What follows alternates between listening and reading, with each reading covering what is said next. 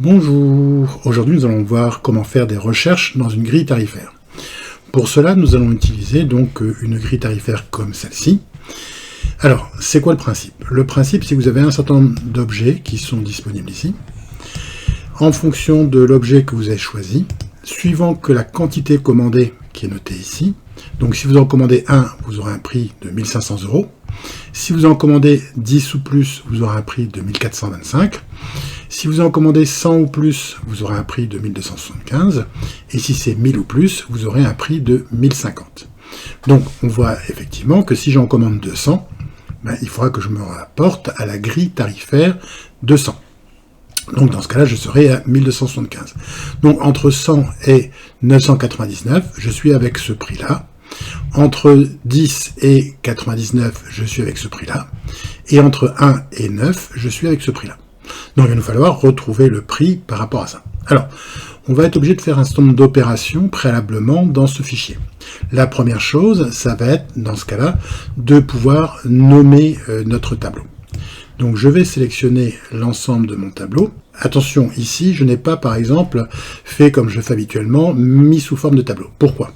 Parce que si je mets sous forme de tableau, les notions 1, 10, 100, 1000 ici seront transformées en texte. Et il n'est pas possible d'avoir dans les noms de cellules, des cellules qui soient avec des chiffres. Donc, on va de ce fait laisser cette partie-là et on va sélectionner uniquement cette partie-là qui contient les données de recherche. Et on va pouvoir donc maintenant nommer ça. Alors pour nommer, pareil, je vais demander ici à définir un nom.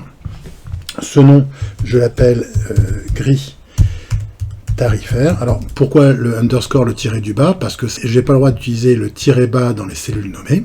Donc je valide ici. Ok, j'ai nommé mon tableau. Maintenant, je vais demander à créer un nouveau tableau. Ce nouveau tableau, je peux l'appeler donc facture ou ce que je veux. Je vous renvoie. Alors ça ressemble. Cette partie ressemble un petit peu à ce qu'on a déjà vu dans Facturette, donc rien d'étonnant par rapport à ça.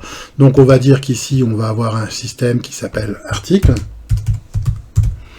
Ici on va avoir un truc qui s'appelle pré-unitaire. Ici on va avoir un truc qui s'appelle QTE, quantité, QTE, et ici on va avoir juste un truc total.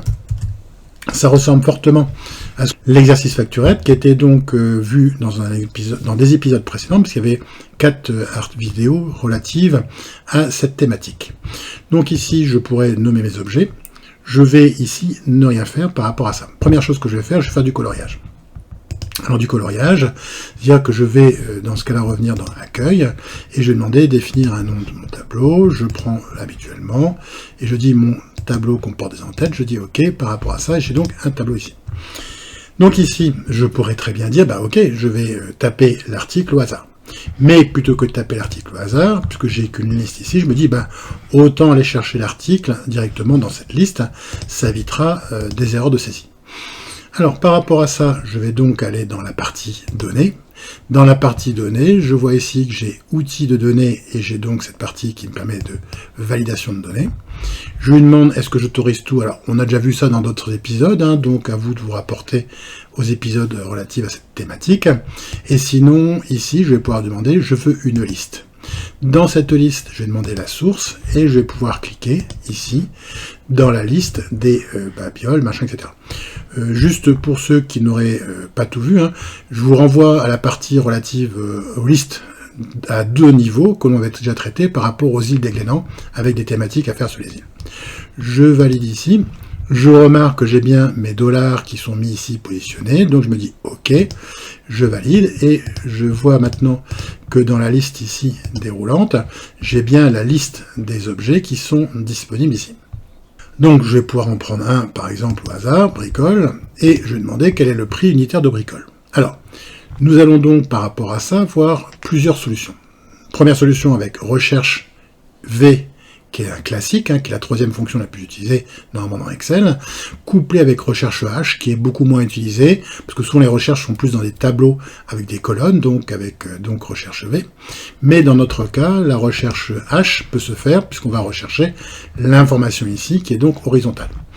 Et on verra après qu'on peut aussi utiliser une nouvelle fonction, recherche X, sous réserve, mais on le verra plus tard, d'avoir la bonne version du logiciel, c'est-à-dire une version Office 365 ou une version supérieure à Office 2019.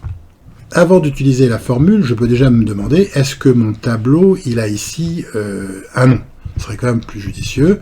Donc je retourne ici dans Formule, je vais dans Gestionnaire de noms, et je vois que mon tableau, il s'appelle Tableau 1. Bon, tableau 1, j'ai rien contre Tableau 1, mais je vais plutôt lui donner un nom qui soit plus facilement compréhensible, qui soit facture.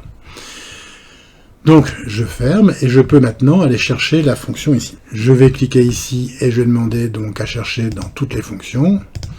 Je vais aller chercher dans la famille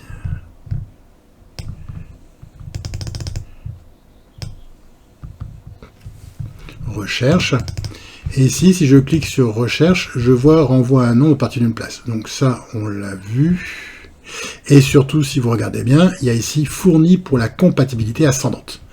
C'est-à-dire que cette fonction n'est surtout pas à utiliser dans Excel, parce que, comme c'est la compatibilité ascendante, Microsoft ne laisse pas tomber ses utilisateurs, contrairement à d'autres opérateurs, et donc on a toujours des fonctions qui sont vieilles, qui normalement ne devraient plus fonctionner, qui fonctionnent encore, mais quand c'est marqué ceci, pensez à dégager chaque fois que vous verrez cette fonction recherche, à la remplacer par autre chose, et utiliser donc recherche HVX, qui sont les fonctions à utiliser. Donc je vais revenir ici, est égal à recherche. C'était juste pour vous montrer par rapport à ça que recherche n'est pas utilisé. J'ai recherche V qui est ici, et je vois que j'ai les paramètres. Alors, pareil, quand j'ai trouvé la fonction, je peux faire un double clic ici. Si je ne sais pas trop comment ça fonctionne, même si ici j'ai les paramètres qui me sont donnés ici, je peux cliquer sur FX. Attention, en cliquant sur FX, vous n'aurez pas forcément la suite qui sera donnée. Vous devrez taper grille tarifaire à la main en fonction de ce que vous avez fait. Donc moi je vais pouvoir l'utiliser ici. Donc qu'est-ce que je fais? Qu'est-ce que je recherche ici? C'est marqué valeur recherchée. Ben, c'est ça. Je recherche donc mon article. Je vais mettre le point virgule pour dire où je le recherche. Et ben je vais pouvoir taper dans grille. Et je vois ici apparaître grille tarifaire. Je recherche donc mon article dans la grille tarifaire. Je vais demander quelle colonne. Ben, j'ai vu que j'avais la deuxième colonne. C'est la colonne qui contient le prix unitaire. Pour l'instant, ça me suffit. Je mets point virgule et je dis le dernier paramètre, valeur proche, qui pose toujours problème. Je dis OK, on va cliquer sur FX. Si je clique sur FX, je vois ici qu'il m'a trouvé l'information. Normalement, comme c'est une liste déroulante, normalement, il ne devrait y avoir de souci, à moins qu'un objet soit supprimé dans la liste déroulante. Mais même s'il était supprimé, il serait supprimé automatiquement de cette liste aussi. Donc, valeur proche, ici, je peux demander qu'est-ce que je cherche comme valeur proche. Si c'est vrai ou omis, ben, dans ce cas-là, on va avoir l'objet qui est le plus proche, la valeur la plus proche. Et si c'est faux, on va avoir la correspondance exacte. Donc, je peux mettre 0 ou faux. Alors 0 parce que 0 c'est faux, mais je préfère mettre faux parce que les personnes qui vont reprendre mon fichier par la suite, je ne suis pas sûr qu'ils comprennent que 0 c'est faux. Donc j'essaye de respecter la syntaxe qui est notée. On a ici des paramètres qui sont des paramètres impératifs, et ici un paramètre facultatif. Donc ce qui est en gras est impératif à noter, et ce qui est en maigre est facultatif. Attention, néanmoins ici le fait de ne pas mettre faux, là ça ne me gêne en rien puisque on va obtenir une solution, mais on verra tout à l'heure que par rapport à la solution de recherche H, il faudra qu'on mette vrai, sinon on n'aura pas que les produits qui sont vendus à l'unité par 10, par 100 ou par 1000. Ce qu'il faudra donc trouver le plus proche par rapport à ça. Donc ici on met faux, toujours quand c'est des notations comme ça, qui sont des notations de type liste à choisir dans une liste, pour éviter que l'élément, s'il n'existe pas, soit retrouvé avec un autre élément qui serait abscon. Donc je vais pouvoir dire OK, et je vois ici que j'ai bien bricole. Je peux demander un autre truc, chose. Je vois que chose c'est bien 200. Je vérifie éventuellement si j'ai peur. Chose 200, etc. Je pourrais prendre fadaise. Je vais cliquer sur fadaise, et fadaise, j'obtiens ici 100. OK. Donc ma première fonction fonctionne ici. D'accord. Maintenant il va falloir que je recherche comment trouver le montant par rapport à ça. Alors, il faudra que je fasse une recherche par rapport à la quantité. Mais la quantité ici n'est pas introduite. Je vais mettre, on va en prendre, je sais pas, 50. Si j'en prends 50, le prix que je vais rechercher là-dedans, ça va être donc un prix qui est par 10. Donc, si je suis avec une fadaise, je vais donc avoir un prix de 95. Donc, il faut maintenant que mon prix unitaire soit non pas de 100, mais de 95. Il faut d'abord que je retrouve dans quelle grille tarifaire il est indexé. Je vais donc pouvoir ici faire une recherche H. Donc je vais taper est égal à recherche. Il me propose un certain nombre de choses. Donc je vais prendre la recherche H qui est celle que je cherche. Qu'est-ce que je cherche? Je cherche la quantité. La quantité, donc je vais mettre un point virgule. Je la cherche où? Je vais taper dans cette grille et faire une recherche dans cette ligne qui est ici positionnée. Je vais taper un point virgule et de nouveau, si j'ai un problème, je peux demander fx pour aller chercher ma fonction. Numéro d'index de colonne, numéro d'index de ligne, d'habitude. Ici, je vais marquer 1 pour dire je renvoie sur la première ligne. C'est pas la peine de faire une recherche d'autre chose, c'est juste trouver celui qui est le plus proche. Et la valeur proche, ici, je vais être obligé de mettre vrai par rapport à ce qu'on a vu tout à l'heure, c'est-à-dire pour qu'il trouve bien que c'est... Alors, pour qu'il trouve bien que c'est vrai. J'aurais pu mettre omis, c'est-à-dire ne rien mettre, mais il est préférable systématiquement de mettre vrai, parce que la personne qui va voir ça plus tard verra que j'ai mis vrai et pas omis. Parce que quand j'ai mis omis, est-ce que j'ai omis parce que je ne savais pas quoi mettre, ou est-ce que j'ai omis parce que c'était vrai qu'il fallait mettre? Donc ça lève l'ambiguïté par rapport à ça. Je valide et j'obtiens donc bien ici un système. Je vais demander, donc j'en veux 199. Il me dit c'est par paquet de 100. Si j'en veux 599, c'est toujours par paquet de 100. Si j'en veux 8, c'est par paquet unitaire, etc. J'ai bien le calcul qui est fait ici. Alors, ce calcul est fait là, mais il me manque quand même une colonne supplémentaire. C'est-à-dire que j'ai bien obtenu 10 ici, mais je voudrais savoir à quoi correspond ce 10. Parce que ce 10 ici, il faut que je cherche, ici, il est quoi? Donc 10, est-ce que c'est le premier, le deuxième, le troisième, pour pouvoir faire mon décalage après de colonnes. Ici, j'ai pris la deuxième colonne. Ici, il faudrait que je prenne la troisième colonne, quatrième, cinquième. Donc ici, il faut que je trouve la position de mon objet là-dessus. Donc, ce qu'on va faire ici, on va chercher la position. Donc, je rajoute une colonne que je supprime par la suite. Toujours pareil, soit je connais, je peux dans ce cas-là compléter ma fonction en la coupant, ce qu'on a vu dans plusieurs méthodes, soit si c'est un peu plus complexe et que je me dis, je préfère faire les méthodes une par une, je vais pouvoir dans ce cas-là traiter la fonction complémentaire ici, et après je les fusionnerai pour qu'elle soit rajoutée ici dans le prix unitaire. C'est la fonction qu'on veut finalement avoir au global. Donc ici, qu'est-ce que je vais poser comme question? Je vais demander equiv. Je vois que j'ai ma fonction equiv ici. Je vais chercher equiv et je dis qu'est-ce que la valeur qu'on veut chercher? On veut chercher ça, donc le 10. On veut le chercher où? On veut le chercher dans la table de gris ici. Pareil, je vais mettre un petit coup de F4 pour avoir mes dollars partout. Et ici, il me dit que c'est le deuxième. Je suis bien d'accord. C'est donc la deuxième position. 1, 10, 100, 1000. Et je vais demander ici le type. Alors si le type, je ne sais pas, parce que c'est un argument qui est en maigre, je vais toujours pareil, je fais appel à l'aide sur la fonction. Je descends un petit peu pour voir les paramètres ici. Je vois le type ici, si c'est 1 ou omis. Donc omis, c'est rien. Je vais marquer la fonction equiv, cherche la valeur la plus élevée ou inférieure ou égale à celle de l'argument valeur cherchée. OK. Si c'est 0, cherche la première valeur argument cherché. OK. Et si c'est la valeur equiv, la valeur la plus petite. Donc ici, c'est 1 ou omis. Alors, pareil, si je veux rester cohérent dans ma fonction ici, je vais mettre ici 1 ou omis. 1 ou omis, ça ne changera rien par rapport à ma fonction, mais ça permet de savoir que j'ai bien utilisé ce paramètre-là. Donc je demande OK, je vérifie ici en prenant donc 8, il doit me trouver 1, impec. Si je reprends ici 150, il devrait me trouver 3, et si je reprends 2000, il devrait me trouver 4. Donc on a bien ici la fonction que l'on veut obtenir. Alors, il ne reste plus, maintenant, on va mettre 50 ici, il ne reste plus qu'à fusionner les fonctions.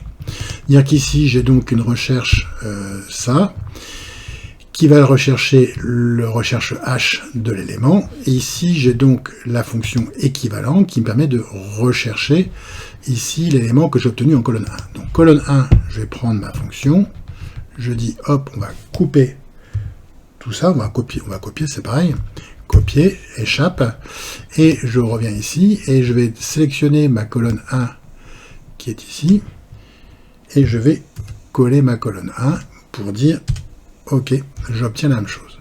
Donc ça veut dire qu'ici j'ai fusionné mes deux fonctions pour n'en obtenir plus qu'une seule. Je vais donc aller chercher cette formule qui me met d'avoir le 2, qu'on va pouvoir sélectionner ici. Je vais donc dire équive, je prends ma formule ici, je vais la copier, c'est beaucoup mieux par rapport à ça. Je reviens ici dans le prix unitaire et je vais dire que le 2 dégage. Et je remplace par cette formule-là, qui est un peu plus longue bien sûr, et je rajoute 1, puisque la première colonne contient le nom de l'objet. Je valide et j'obtiens bien ici un prix de 95. Je vérifie pour savoir si c'est bien la chose. Si j'en prends 8, j'obtiens bien un prix de 100. Et si j'en prends 150, j'obtiens bien un prix de 85. Et si j'en prends 9000, j'obtiens bien un prix de 70. On a donc, en vérifiant ici, les prix par rapport à Fadez, on a bien ces éléments-là qui ont été récupérés. Donc notre fonction fonctionne bien. Donc maintenant je n'ai plus besoin de ces colonnes-là qui étaient juste que des colonnes intermédiaires. Je peux les supprimer, ça ne change rien. Il me reste ici à mettre une formule calcul classique, est égal à ça, multiplié par ça. Et donc j'obtiens ici mon total là-dessus. Donc je peux éventuellement, par rapport à ça, sélectionner mes colonnes ici et demander à l'accueil à mettre un format monétaire. Ce sera quand même plus propre pour mon calcul. Donc voilà, si je prends ici quantité, ben, je vais en voir 8, hop, je vois mon prix baisse, normal. Si j'en prends 150, je vois mon prix ici se met automatiquement à jour par rapport à ça. Je ne vais pas rentrer dans l'application du calcul, dans la mesure où il faudrait faire des tests conditionnels, si j'avais plus de colonnes, pour savoir s'il n'y a pas d'article ou s'il n'y a pas de quantité, etc., etc. Mais là, au moins, on a une formule qui fonctionne. Donc, ici, facture, je vais l'appeler facture, je vais l'appeler recherche V-H. Ok, donc ça c'est trouvé. Maintenant, je vais pouvoir dupliquer éventuellement cette partie. Je vais donc aller dans déplacer et copier. Je vais demander à créer une copie de recherche VH et je vais la nommer recherche X. Recherche X. Voilà, je valide. Et donc, qu'est-ce que je vais faire? Ben, le prix unitaire ici n'est pas bon, et puis le total va être bon automatiquement, il n'y a pas de souci. Donc, on va ici essayer de transformer ma formule pour pouvoir aller chercher donc le prix, enfin, la solution qui est là, et trouver donc en fonction de la quantité le prix unitaire et faire le calcul. Donc on va essayer de faire la fonction avec recherche X, donc on va taper est égal à recherche X, on va rechercher ici, cliquer, on va dire qu'est-ce qu'on cherche, ben, on cherche cette partie-là, ok, point virgule. Le deuxième élément c'est le tableau recherché. Quel est le tableau qu'on recherche? On va retourner dans la grille ici, qu'est-ce qu'on recherche? C'est ça, et je vais donc sélectionner la table qui est ici. Alors bien évidemment, cette table-là, je veux qu'elle reste toujours la même. Je vais donc mettre des dollars derrière. Je vais dire ici point virgule pour dire qu'on veut bien chercher ça dans cette table. Et quelle table on va renvoyer? Alors, quelle table on va renvoyer? Je retourne dans la grille. Je dis ben on va renvoyer pour l'instant, comme on l'a fait précédemment, cette partie-là. D'accord. Alors, je vais mettre un point virgule par rapport aux paramètres, mais je ne sais pas trop où la suite des paramètres, qu'est-ce qu'il y a. Donc je vais pouvoir cliquer sur FX et il me dit qu'ici, par rapport à ça, on va retrouver donc une partie où il nous trouve 100. Alors 100 parce que ici on a cherché dans cette table et qu'on a récupéré les informations relatives à ça, c'est-à-dire que le prix de base d'une fadaise c'est bien 200. On a d'autres paramètres, si on regarde ici, il y en a plusieurs paramètres, on en a 3 encore qui sont disponibles, on va essayer de les rechercher. Donc ici on va regarder donc si non trouvé. Alors, si je ne sais pas à quoi ça correspond, ben, si non trouvé, c'est pas compliqué, hein, renvoyer si aucune correspondance n'est trouvée. Ce qui m'évite d'avoir à traiter un si erreur. S'il ne le trouve pas, parce qu'il y a un dièse N1 par exemple, on peut lui renvoyer un code d'information. Donc, non trouvé.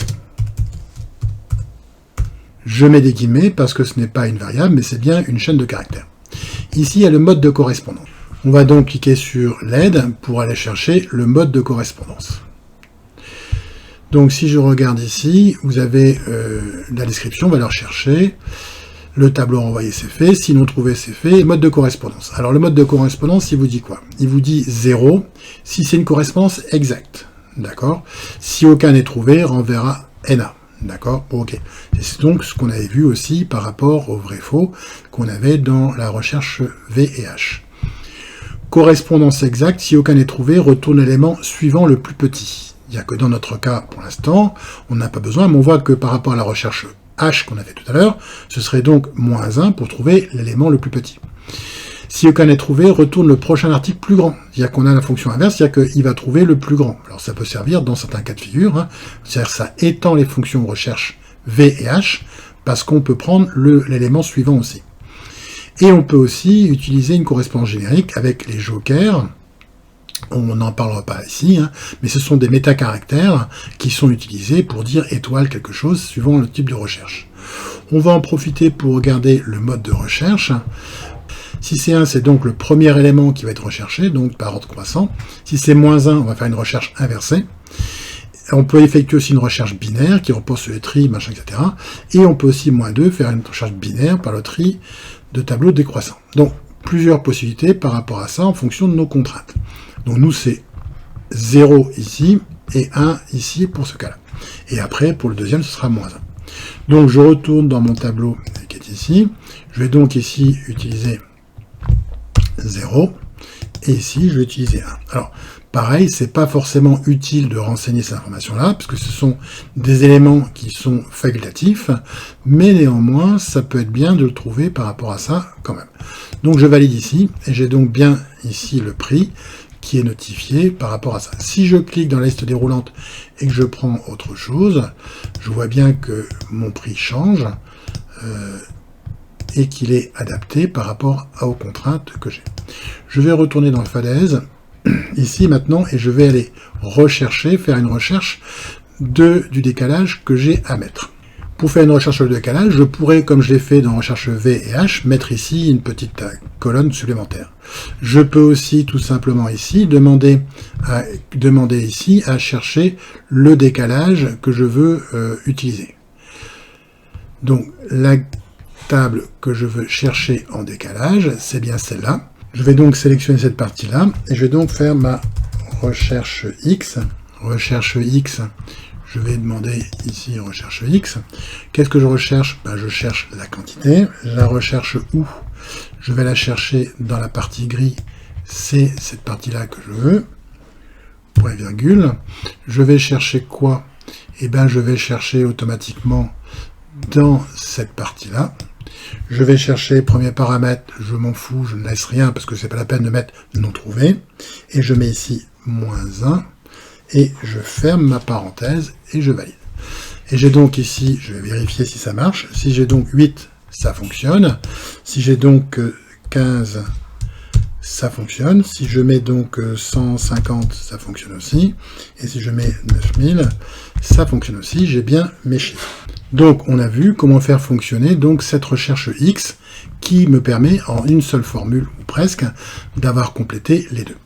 On va reprendre un petit peu ça. Je vais juste vous montrer un dernier point là-dessus. C'est que la recherche X ne fonctionne peut-être pas partout. Alors, je vais revenir ici. Je suis ici connecté sur un ordinateur distant. Cet ordinateur distant est une version, je peux regarder ici, donc dans Compte. Et je vois que j'ai bien une version Office 2019. Je me suis amusé à reprendre par rapport à ça le fichier qu'on vient d'obtenir, un peu plus compliqué, mais c'est la même chose. Et je vois, si je fais un double clic ici, alors j'ai complexifié un peu la chose, dans la mesure où il y a un « ou », si l'article est égal à rien, ou la quantité est égale à rien, et on voit qu'ici, il va me mettre une fonction qui est une fonction de type XLOOKUP. Un lookup, c'est HLOOKUP, VLOOKUP, qui sont les fonctions recherche V et recherche H. Ici, c'est les fonctions recherche X. Et il me met devant XLN fonction pour me dire, il veut oublier de chercher quelque chose parce que ça n'existe pas.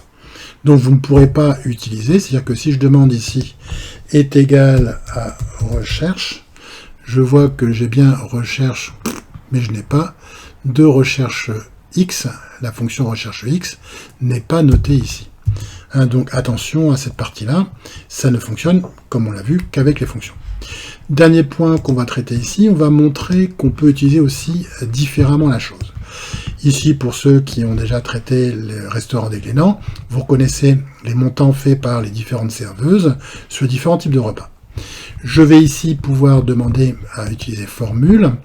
Je vais demander ici, non pas définir un nom, comme on a pu le voir dans d'autres épisodes, mais ici, depuis sélection non définie.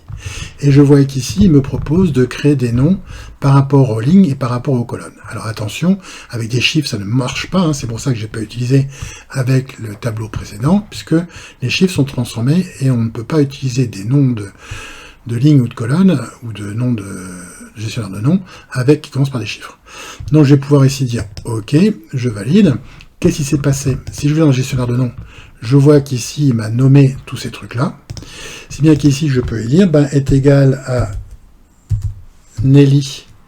OK, je vois Nelly et je demande Nelly, espace, et puis Omar. Vous voyez qu'il me fait le tableau et j'obtiens donc le montant, j'ai bien ce chiffre-là.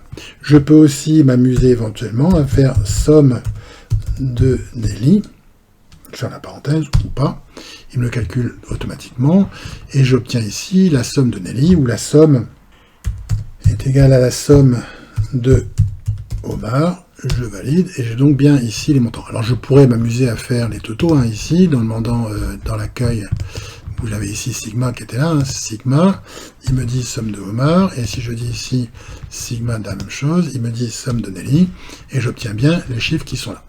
Donc je vois que cette partie-là me permettrait d'utiliser donc une fonction un petit peu différente par rapport à ça, en utilisant donc des cellules nommées qui me permet de faire des calculs là-dessus. On aurait pu aussi utiliser, s'il avait été des chiffres, ça avait marché, faire d'autres calculs. On aurait pu utiliser ça différemment, mais ça permet de montrer qu'on peut aussi faire des calculs différents. Si les en-têtes de tableau ne contiennent pas de chiffres, on peut faire des calculs un petit peu plus différents là-dessus. Sur ce, voilà terminé la partie recherche V, recherche H et recherche X. Recherche X, n'oubliez pas les paramètres qui sont là. Si on veut reprendre pour synthétiser, donc quand je suis ici avec une recherche X, j'ai donc bien la partie ici qui va être, on recherche quoi? Un objet, ici c'est l'article qui est là. On va le rechercher où? Dans une grille d'articles, qui est donc ici, qui contient la liste des objets qu'on recherche. On va rechercher ensuite pour le tableau renvoyé, c'est une autre colonne qui se trouve ici, cette colonne-là, mais on aurait pu avoir quelque chose de plus petit. Il faut seulement que l'élément retrouvé soit à peu près au même endroit. La valeur, si non trouvée, qui est pas mal, qui m'évite d'avoir des recherches, d'utiliser donc des diasénas. Et vous avez aussi le mode de correspondance ici, 0 ou -1, qui sont les deux les plus utilisés. Si c'est 0, il va faire une recherche exacte, et si c'est -1, il va faire une recherche, comme on l'a fait pour l'autre cas, une recherche où il va trouver le plus proche, le plus petit. N'oubliez pas, il y a aussi 1 pour retrouver le plus grand. Donc voilà terminé notre fonction. Si jamais vous avez un problème, n'hésitez pas à poster un commentaire, envoyez votre fichier éventuellement par mail ou à tout autre système, et n'oubliez pas non plus de vous abonner à la chaîne pour pouvoir bénéficier de toutes les nouveautés qui vont être mises en ligne relativement rapidement. Sur ce, au revoir et bonne fin de journée.